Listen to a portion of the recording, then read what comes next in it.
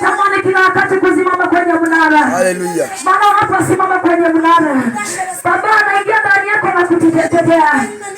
Baba anaingia ndani yako na kukupigania. Haleluya.